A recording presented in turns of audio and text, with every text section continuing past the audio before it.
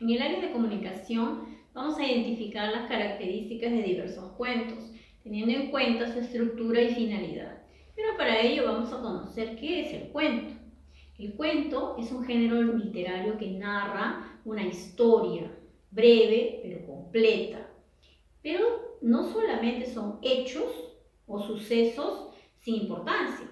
Todo lo contrario, siempre un cuento trata de transmitir a quien lo lee un mensaje, una enseñanza basada en la historia de la que trata.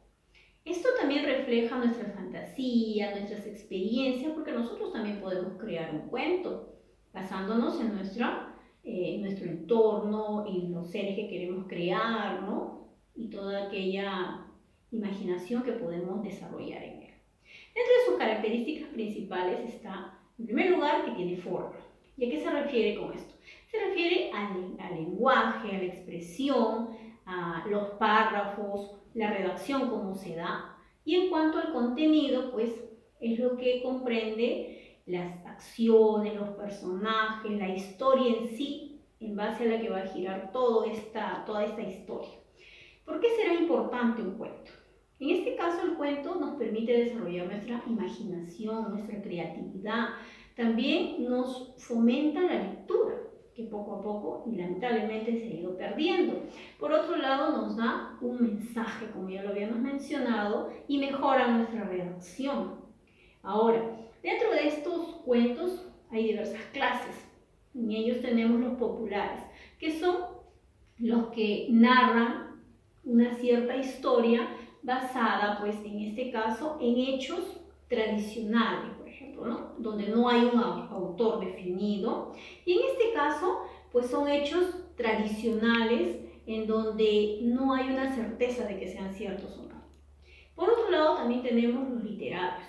Estos se manifiestan de manera escrita, hay un autor conocido, son un poquito más formales a la hora de expresarse. Por otro lado, dentro de la estructura es bastante conocida del cuento que tiene un inicio, un nudo y un desenlace. El inicio comprende todo el inicio, el tratar de captar la atención del público con había una vez, en cierto día, ¿no? Tratar de captar la mayor atención posible. Aquí se mencionan los personajes y se da una pequeña introducción de lo que comprende en sí la historia. Cuando nos referimos al nudo, en el nudo ya se desarrolla un conflicto, ya hay un hecho en el que gira toda la historia. En este caso se manifiesta toda la parte más importante del cuento. Y por último, el desenlace, que en algunos casos tiene un final feliz y en otros no. En este caso ya se soluciona ese conflicto, ya de manera pacífica o no, aunque vemos que en la mayoría de cuentos siempre el mal vence al bien, ¿no? Pero es relativo, porque pueden ser en ambos casos. Por otro lado, también tenemos los elementos que son muy importantes. En los elementos tenemos a los personajes, que pueden ser personas, animales, cosas, que son los que van a formar parte de esta historia.